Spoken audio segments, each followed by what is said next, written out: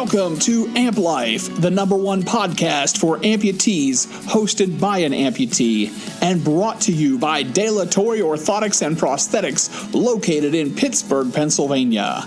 I'm the Brian Moe, the social media advisor for Dilatory, and I also happen to be a below-knee amputee. Let's get into today's episode.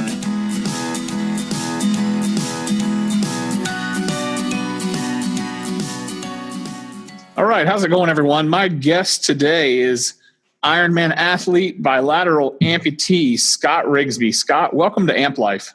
Hey, thanks, Scott. Thanks for having me. Sure. Hey, a couple of weeks ago, you competed in your 6th Boston Marathon. How was that experience for you this year, and how did you do? That was my 6th straight Boston Marathon. It was a great experience. I've become very fond of that city. It's Boston has become like a second home to me. And then I just love the race. I've finished the Super Bowl or the World Cup of triathlons, and I decided 6 years ago, well, I should try finish the World Cup or Super Bowl of marathons, and it's just been a wonderful experience. Every year except for obviously the year that they had the bombing, that was a challenging year. Sure. How was your time this year? It was kind of crazy because I had 2 minutes from my qualifying time. Okay. So my last 3 miles, I ran faster than I did the whole race, which is not supposed to be the case. That means you're lollygagging somewhere. Again, it's such I've become so adhered to the city that it is I don't know, it's like a second home. And so when I'm running the race, always to kind of keep my body temperature cool, I will go stop by and I wear surgical gloves and I stick ice into my gloves. And everywhere, they didn't have it. For some reason, it was strange. They didn't have the ice at the aid stations. Okay. Hidden it. So they had them in the medical tent. And so I would drop by the medical tent. Hey, can I just fill up my gloves with ice? And they're like, oh, hey, we remember seeing you last year, the year before last. Oh, you've been here again the past 5 or 6 years. So I've made all these friendships, and I would end up staying there talking to people. So when my 10 or 11 minute mile went from a 10 or 11 minute mile to 25 minutes or 20 minutes. And so I was about to run out of time, and so I had to kind of kick it in gear and stop socializing. Now, you became an amputee July 1986, 18 years old. You're involved in this, I don't know what other word to use, a horrific accident. It was, yeah. It was a horrific accident. And I'm reading your story. I was reading your book, and the details of the accident. I mean, we've got to be honest and say it really is a miracle that you survived. Take me back to that, and when you get to the point that you realize what's going on, once after the accident and everything, what do you start thinking? I mean, this is just completely life altering. What were your plans before the accident, and then what are you thinking once all this happens to you? Well, I was thinking kind of like most 18-year-old kids. I just graduated from high school, 2 months out of high school. And I was thinking they were that I was invincible, and I had one little tiny scar on my body. I was in the best shape of my life. I could eat like a trucker and not gain any weight. And I had a high metabolism. I had great friends, great family. I had a lot of things going for me. In fact, I really couldn't think of anything that I didn't have going for me at the time. I just had a good life. And here I am. I'm sitting on the back of this pickup truck with 2 of my best friends from high school. We're working this landscaping job before I went to college and pulling a flatbed trailer behind this pickup truck with 2 big industrial lawnmowers on the back. And as we were heading out of town or heading back into town after finishing our job, this 18-wheeler had been following us for about 10 miles and decided to pass in this long straightaway. we approached a small, narrow bridge up ahead of us. And when we came to that bridge, there was a collision there. I got knocked off that vehicle, and my legs got caught in between our flatbed trailer tire. And I literally covered the length of a football field before one of my friends in the middle realized, well, I'm probably halfway, he realized I wasn't there. So he had, in the meantime, my friend in the middle that was sitting on the back of the pickup truck, our backs up against the cab of the truck, he grabbed my friend to keep my friend to the white line side, close to the bridge. He grabbed him so he wouldn't, get crushed between the side of the truck and the bridge. Then he went to grab for me, which I had been positioned right behind the driver's side, and I wasn't there. So he frantically started beating on the back of the glass to tell the driver to stop, but the damage had been done. And I'd already covered that distance of a football field. They jumped off, and here I was, their friend, whose legs are lying underneath our flatbed trailer, and I'm laying on the pavement, and they don't know where I'm alive or not. One of the things that I picked up on in your book was you talked about in great detail. You talk about your struggle with drug and alcohol addiction, and you also talk about your attempts to find love and a sense of purpose with different relationships. When did you reach that point where you decided, you know what, enough of this? When did the tide finally turn for you? Well, I mean, I had it was a catastrophic event that happened to me. I mean, with this accident, because it just didn't affect just my legs, which most people, that's the most visible thing that they see. But I had a traumatic brain injury. I had PTSD. I wasn't even able to use a prosthetic for a while. So I had lost some mobility for a while. I was in a wheelchair. Went from a wheelchair to like a walker, to crutches, to then finally able to use prosthesis. And so, I mean, I didn't walk for a year. So there's a lot of like physical trauma in there, but the real trauma was me having an undiagnosed traumatic brain injury. And to try to cope with that, I was a young person, and everybody, most of my friends were going out, drinking, underage drinking, and experimenting with drugs. And it was just that kind of college period where, we were all kind of just trying to figure out what our boundaries were. Mm-hmm. And, with a head injury, it has a lot of effects on boundaries in that you really don't have any. Right. Everything's kind of excessive. It's not, okay, well, I'm just going to go have a casual drink. It's, okay, I'm going to go get drunk. Or it's not going to do one drug, it's a couple of drugs. And it just became excessive. And after a couple of years of that, until I found my faith, my Christian faith, I did not find any peace. I found happiness in a bottle. I found happiness in, casual relationships. I found happiness in drugs, but I didn't find that happiness was very fleeting. And I did not find happiness until I found for me as a Christian, I found a personal relationship with Jesus. And it wasn't until that time that the world made any sense to me. And it's interesting that you mentioned your faith in Christ and your relationship with Jesus. One of the things that just really impacted me and stood out for me reading your story was when you gave your testimony to your frat brothers and the reaction that you received from doing that. And a lot of the stories that are in your book about the days that you were partying, they really resonate for me, because for a long period of time I was that guy doing those things, partying and drinking and smoking dope and chasing girls. And I remember I got serious about my faith, and one of my friends stopped by the house, and he's like, hey, let's go watch porn and smoke weed. And just without even blinking an eye, all of a sudden one day I just said, not in my house.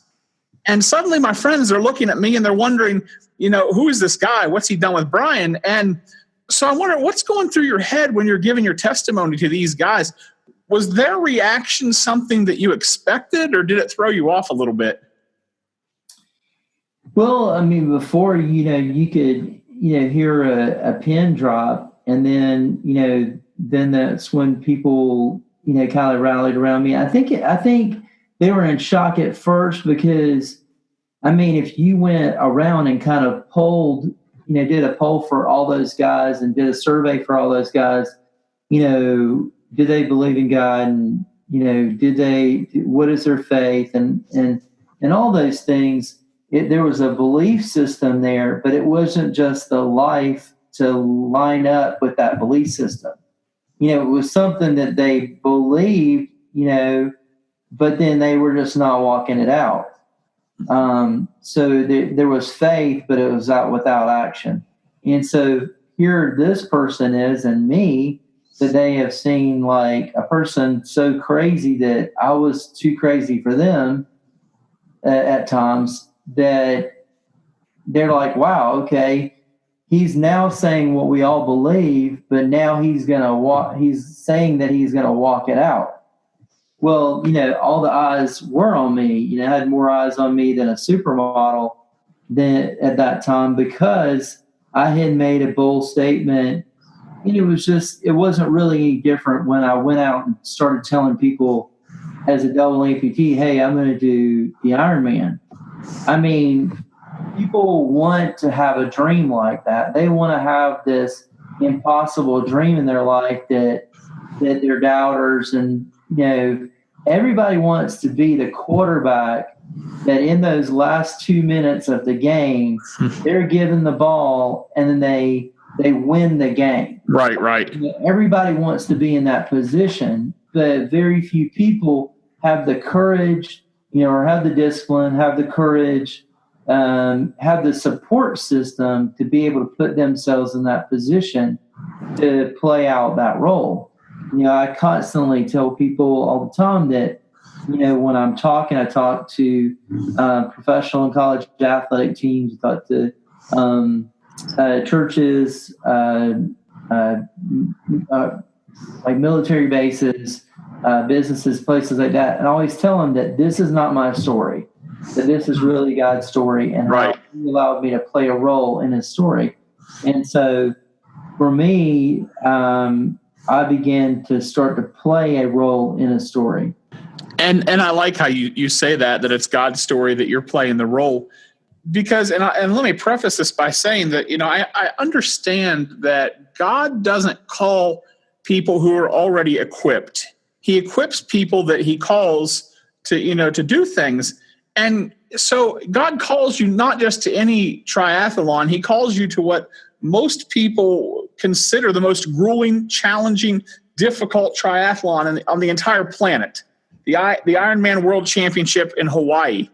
And I had to look it up and see, I know very little about triathlons and especially Ironman.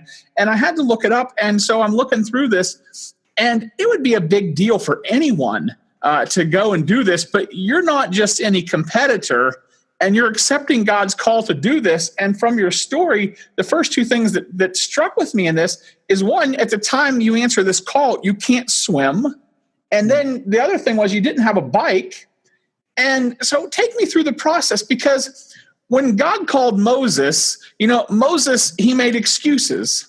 And when God called David, people laughed at David. So what's going through your mind to answer God's call with what seems to be these insurmountable odds against you? Well, I think that most people don't, answer that call from God, or, they don't find that direction, that purpose in their life, because they have options. If you have money, then you can buy your options. Right. You have, the other resources other than money or fame or what good looks or whatever. I mean, there are ways to prolong that process to that crossroads to where you have to come and make that decision about you either going to continue to play a role in your own story, which is eventually going to end and not leave a legacy, or you can play a role in God's story and let it allow you to have an eternal legacy. Well, I was smart. Before I accepted that kind of challenge or that door opened up for me, I was at the lowest point in my life, and I just truly did not want to live anymore. Thoreau says that most men lead a life of quiet desperation. And for me, I was dying inside, and I had, at that time, I was 38, 39 years old, and I just decided, okay, I'm evaluating my life like that we always do at times, whether it's our birthday or whether it's, the beginning of the new year or maybe the beginning of a new season. We evaluate our lives. Well, I was evaluating my life, and I didn't feel like I had really much to show for it. And so then 2 weeks later, I walk into this bookstore, read about this world famous race, and then that leads me to kind of make this decision like, wow, this is what I'm called to do. And even though I had these insurmountable odds, I was working a dead-end job, I didn't have a lot or any money. Like you said, I did not know how to swim. I did not have a bike. Plus, I wouldn't have known how to ride a bike if I would have had it. I mean, I started out on a stationary bike, and I didn't run at all. I mean, I wasn't a runner and then decided, I just need to learn how to swim a bike. No, I wasn't running. I started from scratch running. Wow. So I would say that I didn't even run the .2 before I started. So, and my dad said to me, I love my dad. He said, hey, listen, son, you should have done this 20 years ago. And I should have done it. In reality, I should have tried to do it 20 years ago. But, we all have a past, and we can't do anything about our past. But we can do something about our present, and that impacts our tomorrow, and that impacts our future. Absolutely. And so I focused in on what I could do, not what I couldn't do. Sure. Take me to 2006. You became the first double amputee to finish an Olympic distance triathlon on prosthetics.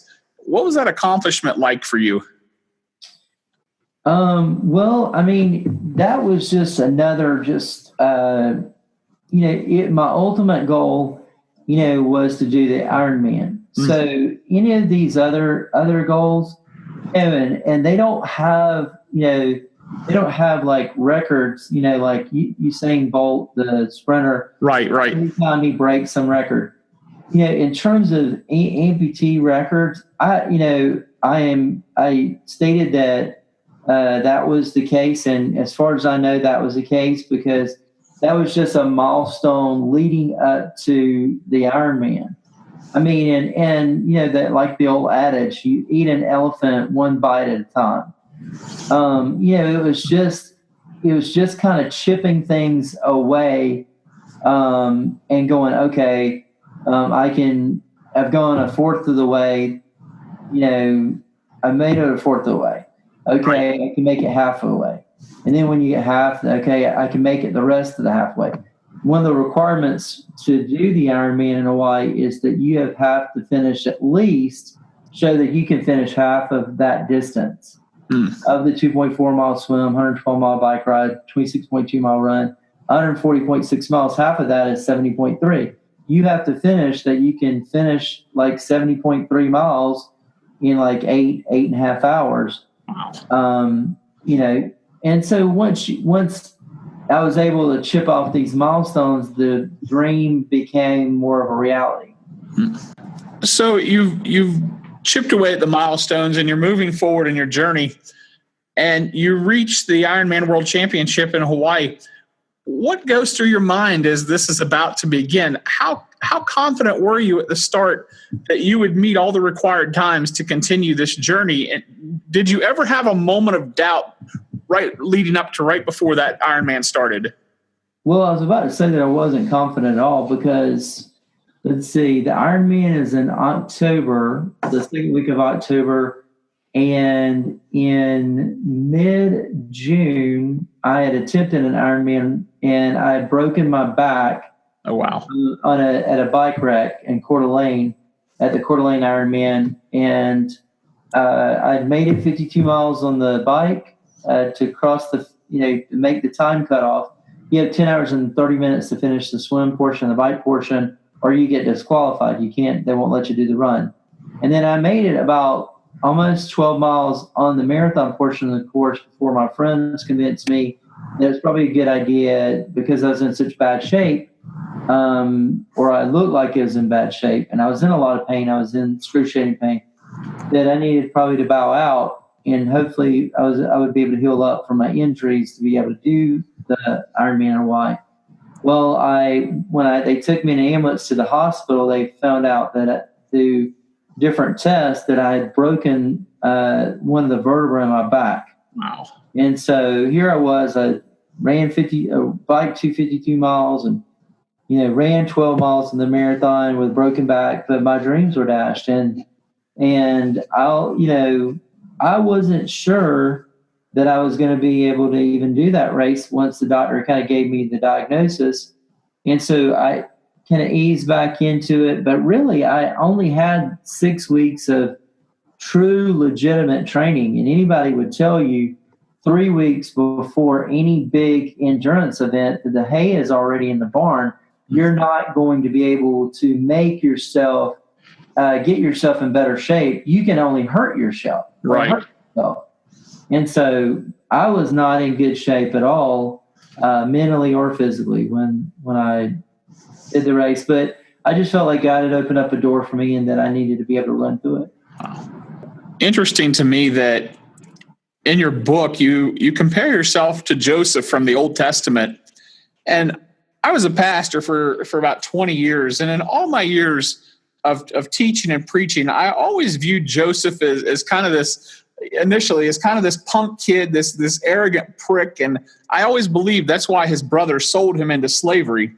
And once Joseph, encounters his brother's wrath, he faces hardships and setbacks and disappointments and heartache.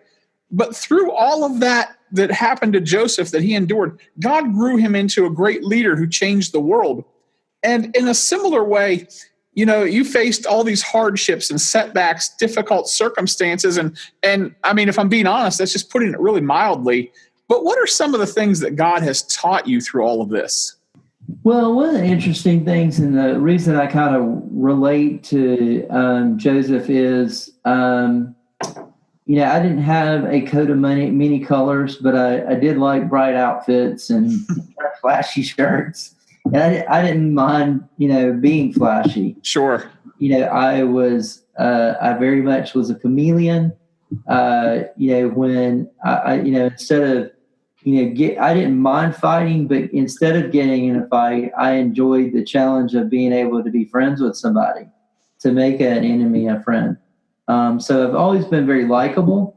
And I think that probably to some degree has driven my family crazy and driven other folks crazy, is because so many people actually did like me. I don't have a lot of people. I don't have a lot of enemies, fortunately, and I don't have a lot of people that don't like me once they've actually had to spend some time with me.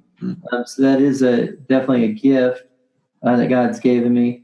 But I remember one incident that in 1989, it was actually before I became a Christian. I was sitting in one of my sisters lived in the college town where I was going at the time. Okay. And it was winter quarter, and those days are crazy and self-reflective, and the days, it's like when it gets really dark, it's almost dark at 3:30, or it's dark at 4:00, and you're like, where does the day go? And it's like, wow, okay, I'm ready for the sunshine. We haven't seen it in weeks, and it's just one of those down times where everything is introspective, and you kind of think about your life. Well, I was at my sister's house, and I had tears streaming down my face, and I had not come to the point of really, I was trying to accept what had happened, and can I actually have a good life? I've been telling people that I can have a good life. People think I have a good life, but can I actually have a good life? Can I have a life that's worth living, that's worth leaving a legacy? And I told her, I said, and with tears streaming down my face, and I said, I'm supposed to do something that will absolutely change the world. I'm supposed to do something that will impact literally tens of millions of people around the world. Well, obviously, when I finished the Ironman, I was chosen to be by NBC and other international television stations to be on this coverage. They take this 17-hour race, condense it down to about an hour and a half, show it to tens of millions of people around the world. Well, I was on the coverage for Ironman in 2007, when I went back and did it again in 2011. But then fast forward 25 years later, from 1989 to 2014, my story was chosen out of 25,000 people to be a modern-day unbroken story. The story about Louis Zamperini, the very famous World War II veteran. Right. They were making his movie. Universal Studio was and they sent out this kind of search, and they said there's got to be some modern-day unbroken stories out there. So my story was chosen with 3 others. Nally Morales flew down from the NBC Today Show, did an interview with me. The other 2 people that were chosen, they did stories on them that would fall on a Monday, a Tuesday, Wednesday. That Wednesday, my show was going to air on the Today Show, 5.5-minute segment. It was Christmas Eve. It showed for about 5.5 minutes. I was able to watch it with my mom. 1 minute later, I get a text message from all the way around the world in Australia, where it's actually Christmas morning. And one of my buddies said, "Hey, that was a great segment on NBC. It was a great segment on NBC. Loved your story. Keep doing what you're doing. It's very impactful. Love you." And then 1 minute later, I got another text message from a friend that's in Anchorage, Alaska, and said, "Hey, just saw your story on NBC. Amazing story. Keep doing what you're doing." So I thought about 25 years earlier, sitting in this little small college town in my sister's house, and telling her, just like Joseph was telling his brothers and sisters, that I'm going to do something that will be impactful in the world. And literally millions of people around the world will hear this story. Well, that became a reality just a short 2.5 years ago. Right. Reality. Wow. Tell me about the mission and the work of the Scott Rigsby Foundation. Well, I had the privilege of being able to speak to a veterans group this past weekend and being able to kind of share kind of the work of the foundation. One of the heartbeats of my foundation is to help wounded, ill, and injured service members and their families. Because when my accident happened, I had a traumatic brain injury, PTSD, loss of mobility, loss of limbs.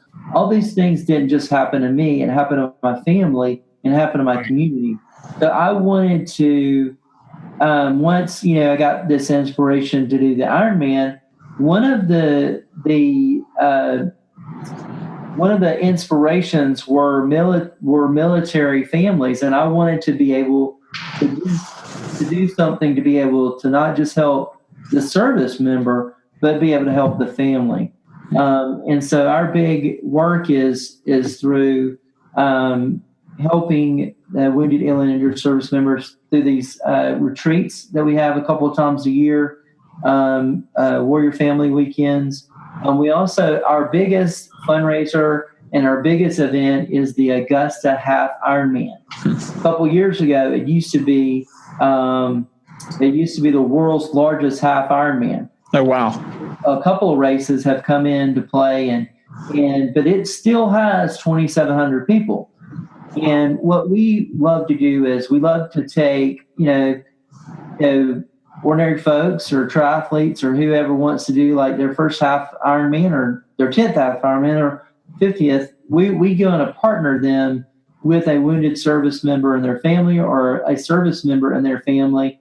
And, through social media, we train together and build this kind of camaraderie and teamwork, and we raise money for the foundation. And so we're still accepting applications for that on the website. So if there's anybody out there that's listening to this, that they want to say, hey, I want to do a half Ironman, but maybe they don't want to do the whole thing. Maybe they just want to swim 1.2 miles. Or maybe they like, hey, I love cycling. I just want to ride 56 miles. Or, hey, I like running. That's all I want to do. I want to run 13 miles. Well, they can do that, and they can become one of our fundraisers on and be part of a relay team for that race. But that's the main focus right now is you can go to scottrigsbyfoundation.org to check it out. But that's really the purpose for the foundation, is to help wounded, ill, and injured service members, and to really help any individuals that able-bodied or physically challenged or mobility impaired or whatever you want to call us or them or any of us. We all have challenges. We just want to help families and help rebuild families. That's an incredible work and incredible mission for sure. I encounter a lot of amputees on a daily basis, and they're struggling. And the biggest part of the struggle that I'm seeing is not so much the physical struggle after an amputation, but it's the mental and the emotional struggle and challenges and the depression that people get. And, some of these amputees that, they turn to drugs and alcohol as a coping mechanism. What message do you have, not just for these amputees, but for their families and for anyone who's encouraging a difficulty in their life right now?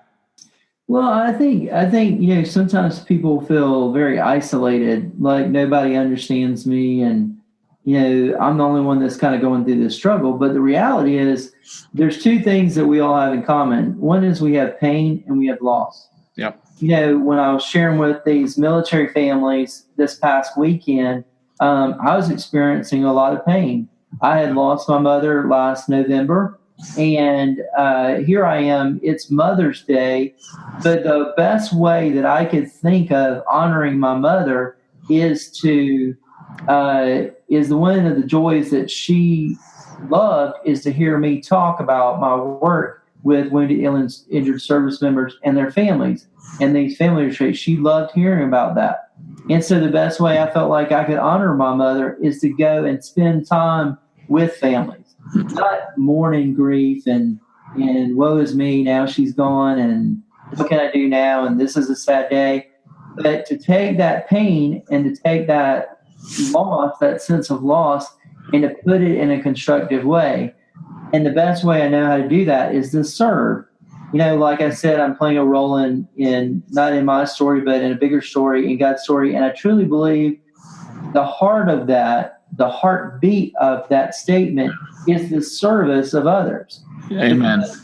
I know for me that one of the worst times in my life was when my friends went off to college and I was stuck at home trying to go through a series of 17 surgeries in a year, trying to piecemeal a left leg back together through limb salvage. Well, the worst thing that happened to me is I didn't have anybody to think about but me and my own plight and my own sorrow, my own grief, my own pain, my own loss. And it wasn't until I figured out a way to channel that. It wasn't that the pain was absent. Right. It was there. It's going to be there. You can decide the pain and loss is going to be there. But it wasn't until I decided to do something constructive with that pain and with that loss that's when I found purpose, and that's when I found meaning. And then that's where I found peace in that midst of that storm. And I was able to make small steps, forward into finding healing, finding a place of healing. I mean, when I think about healing, if you have done any kind of carpentry where you have one of those levelers, right?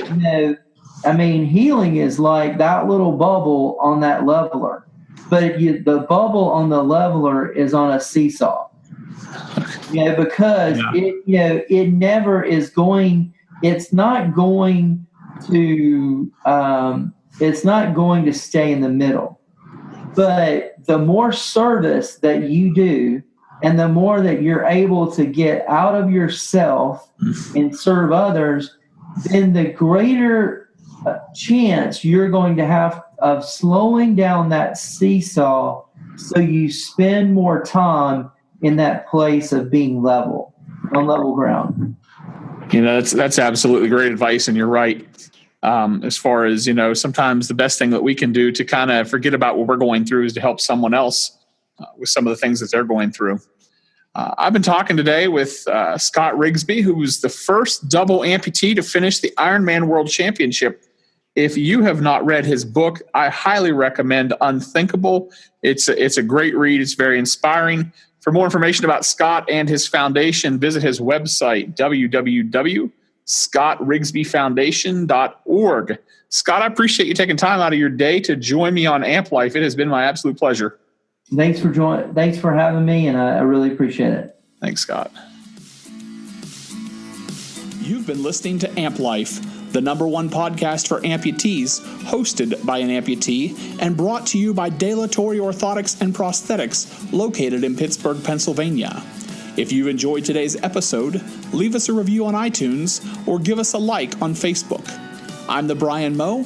I invite you to visit our website, www.amplifepodcast.com, or check us out on Facebook at Amp Life Podcast.